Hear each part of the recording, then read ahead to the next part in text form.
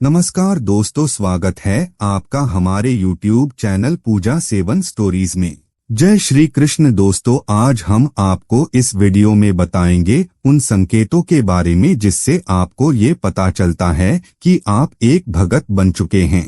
पहला संकेत, जब साधक गहरी साधना और भक्ति में निरंतर लीन रहता है तो एक समय ऐसा आता है जब उसे दिव्य दृष्टि का वरदान मिलने लगता है। यह दृष्टि कोई साधारण अनुभूति नहीं होती, बल्कि ईश्वर या देवी देवताओं की कृपा से जागृत शक्ति होती है। जब आप किसी व्यक्ति को देखते हैं तो उसके बारे में अनजाने में ही गहन जानकारियां मिलने लगती हैं। आपको यह बोध हो जाता है कि उसके जीवन में कौन कौन सी बाधाएं हैं, कौन सी शक्तियां उसके साथ हैं, सकारात्मक या नकारात्मक।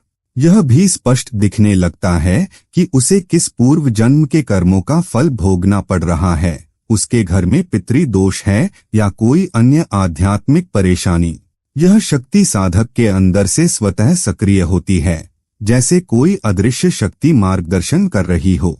यदि आपके साथ भी ऐसा हो रहा है तो समझ लीजिए कि आप एक उच्च स्तर के आध्यात्मिक मार्ग पर अग्रसर हो चुके हैं और ईश्वर ने आपको किसी विशिष्ट उद्देश्य के लिए चुन लिया है और आपके सामने बिना पूछे ही आप उसके बारे में सारी चीजें आपको दिखाई देने लगती है, सारी चीजें आपको पता चलने लगती है। तो आप समझ जाइए कि आप भगत बनने वाले हैं या आप भगत बन चुके हैं। अगर आपके साथ लगातार यह सब हो रहा है तो मैं आपको बता दूं कि आप भगत बन चुके हैं, जिसके कारण आप सामने वाले व्यक्ति का सब कुछ, जो भी उसके बारे में भूत भविष्य वर्तमान है, आप जान पा रहे हैं।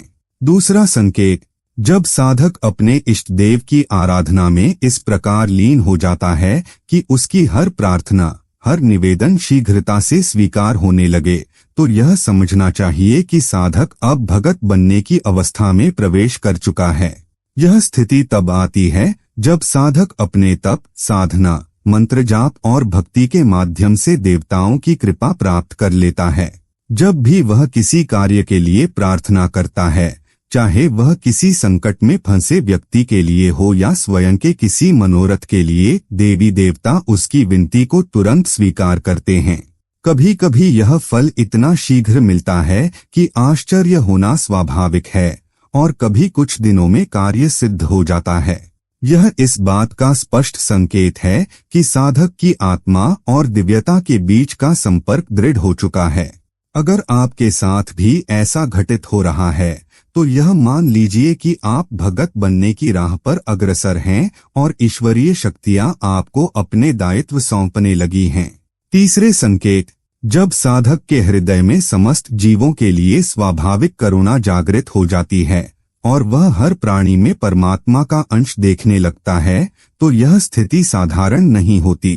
किसी भी पशु, पक्षी या मनुष्य को कष्ट में देखकर उसका मन व्याकुल हो उठता है और बिना किसी स्वार्थ के वह उनकी सहायता के लिए तत्पर हो जाता है। धीरे धीरे उसके भीतर से लोभ, मोह, क्रोध और अहंकार जैसे दोष समाप्त होने लगते हैं। उसकी वाणी में मिठास आ जाती है, व्यवहार में विनम्रता और सोच में दया का भाव प्रकट होने लगता है। सेवा भावना इतनी प्रबल हो जाती है कि वह अपने सुख दुख से ऊपर उठकर दूसरों की भलाई के लिए कार्य करने लगता है।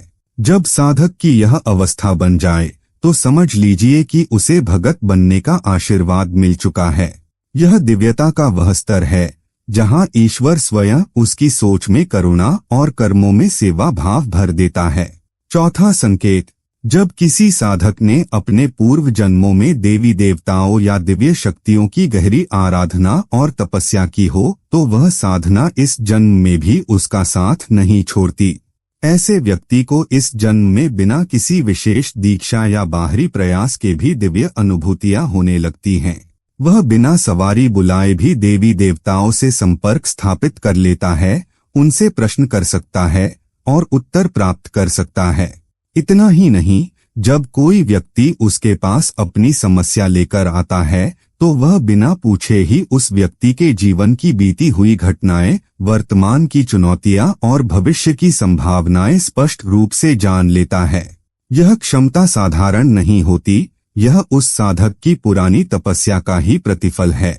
यदि आपके साथ भी ऐसा होने लगा है कि आप बिना किसी बाहरी संकेत के किसी के जीवन के रहस्य जान पा रहे हैं, तो समझ लीजिए कि आप भगत बनने की अवस्था में प्रवेश कर चुके हैं और आपकी आत्मा पूर्व जन्म की साधना के माध्यम से इस जीवन में जागृत हो चुकी है। 5वां संकेत, जब किसी साधक के भीतर दिव्य शक्तियां जागृत हो जाती हैं, तो उसके पास अपार सामर्थ्य आ जाता है। वह चाहे तो किसी का भला कर सकता है या फिर गलत दिशा में चलकर किसी का अहित भी कर सकता है। लेकिन जो सच्चा भगत होता है, वह अपने मन की दुर्बलताओं जैसे क्रोध, अहंकार या बदले की भावना को साध लेता है। जब उसके सामने कोई ऐसा अवसर आता है कि कोई उसे अपमानित कर दे या कष्ट पहुंचाए, फिर भी वह अपनी सिद्धियों का दुरुपयोग नहीं करता। वह यह भली भांति जानता है कि सच्ची भक्ति का अर्थ केवल पूजा पाठ नहीं, बल्कि अपने विचारों और शक्तियों की पवित्रता बनाए रखना है। ऐसा भगत अपनी शक्तियों का प्रयोग केवल दूसरों की सहायता के लिए करता है, कभी किसी के अहित के लिए नहीं। वह यह भी समझता है कि यदि वह अन्याय सह भी रहा है, तो दिव्य शक्तियां स्वयं उसके न्याय का प्रबंध करेंगी। जब आपकी सोच इतनी निर्मल हो जाए कि आपके पास शक्ति होते हुए भी आप किसी का बुरा न सोचें, तब निस्संदेह आप सच्चे भगत के मार्ग पर अग्रसर हो चुके हैं। 6वां संकेत, जब कोई साधक अपनी साधना में इतना प्रगाढ़ हो जाता है कि उसके द्वारा किए गए मंत्र उच्चारण या उसके पवित्र स्पर्श मात्र से किसी भी पीड़ित व्यक्ति को तुरंत राहत मिलने लगे, तो यह एक गहरा संकेत होता है कि दिव्य शक्तियां अब उसके माध्यम से कार्य कर रही हैं। चाहे किसी व्यक्ति पर नकारात्मक ऊर्जा का प्रभाव हो, भूत प्रेत बाधा हो या फिर सामान्य शारीरिक कष्ट जैसे सिरदर्द, बुखार या कोई अन्य पीड़ा, जब साधक अपने इष्ट का नाम लेकर श्रद्धा और विश्वास से उस व्यक्ति की सेवा करता है, तो दिव्य शक्ति स्वयं सक्रिय होकर उस पीड़ा का नाश कर देती है। यह कोई साधारण योग्यता नहीं होती, बल्कि यह सिद्ध करता है कि साधक अब भगत के पथ पर अग्रसर हो चुका है।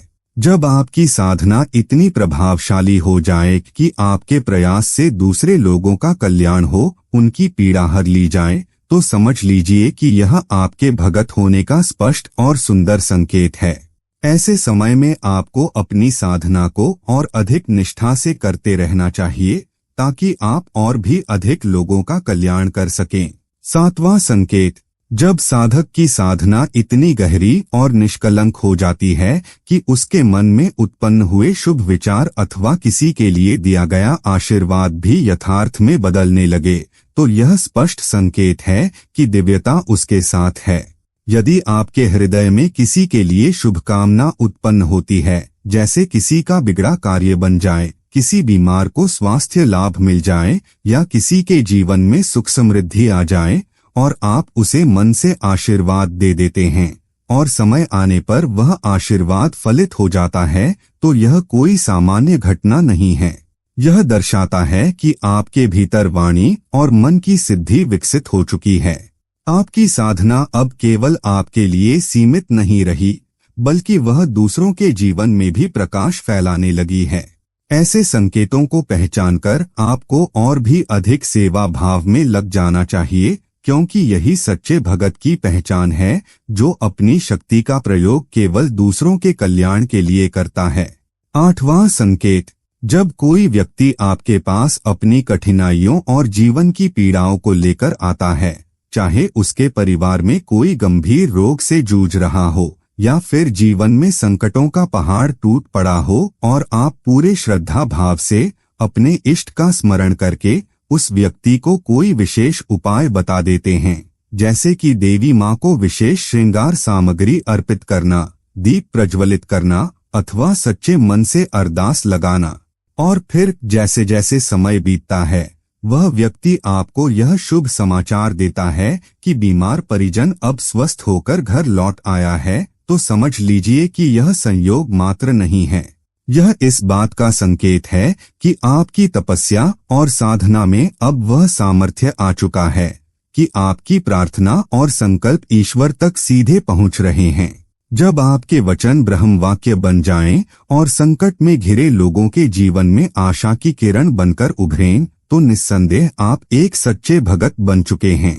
नवा संकेत, जब आपके पास कोई ऐसा व्यक्ति आता है जो जीवन की कठिनाइयों में उलझा हो, मानसिक तनाव, डर या नकारात्मक ऊर्जा से ग्रसित हो और बिना अधिक बोले आप केवल अपने इष्ट का ध्यान करके उस व्यक्ति को देखकर मन ही मन प्रार्थना कर देते हैं और आश्चर्यजनक रूप से उसके चेहरे पर शांति उतरने लगती है, उसका भय दूर हो जाता है या उसकी पीड़ा धीरे धीरे कम हो जाती है, तो यह कोई सामान्य बात नहीं है। यह संकेत है कि आपके भीतर दिव्यता जागृत हो चुकी है। आपकी उपस्थिति मात्र से ही ऊर्जा का ऐसा प्रभाव बनने लगा है जो पीड़ितों के कष्ट हरने में सक्षम है। जब बिना मंत्रोच्चारण के भी आपकी मौन साधना प्रभाव दिखाने लगे और लोग आपके पास आकर केवल आपकी ऊर्जा से ही राहत अनुभव करें, तो मान लीजिए कि आप भक्ताई के उस मुकाम पर पहुंच चुके हैं जहां आपकी साधना जन कल्याण का माध्यम बन चुकी है। यह आपके तप, भक्ति और इष्ट की कृपा का प्रत्यक्ष प्रमाण है। उम्मीद करते हैं कि आपको इस वीडियो से कुछ नया जरूर सीखने को मिला होगा। आपको वीडियो कैसी लगी हमें कमेंट बॉक्स में जरूर बताएं। अगर वीडियो के दौरान मुझसे कोई गलती हो गई हो तो मैं माफी चाहता हूं। दोस्तों, हमारे चैनल पर और भी अच्छी वीडियोस है, उन्हें भी जाकर आप जरूर देखें। लिंक जो है वह आप डिस्क्रिप्शन बॉक्स में चेक कर सकते हैं। जो अक्सर डेली हमारी वीडियोस देखते हैं उन सभी का दिल से शुक्रिया। दोस्तों, अगर आपको ये वीडियो अच्छा लगा तो कृपया करके वीडियो को लाइक और कमेंट बॉक्स में हर हर महादेव जरूर लिखें और वीडियो को शेयर जरूर करें और चैनल को सब्सक्राइब करें। धन्यवाद। ओम नमः शिवाय। यहाँ यह बताना जरूरी है कि हम किसी भी तरह की मान्यता, जानकारी की पुष्टि नहीं करते हैं। किसी भी जानकारी या मान्यता को अमल में लाने से पहले संबंधित विशेषज्ञ से सलाह लें। वीडियो को अंत तक देखने के लिए आप सभी का बहुत बहुत धन्यवाद।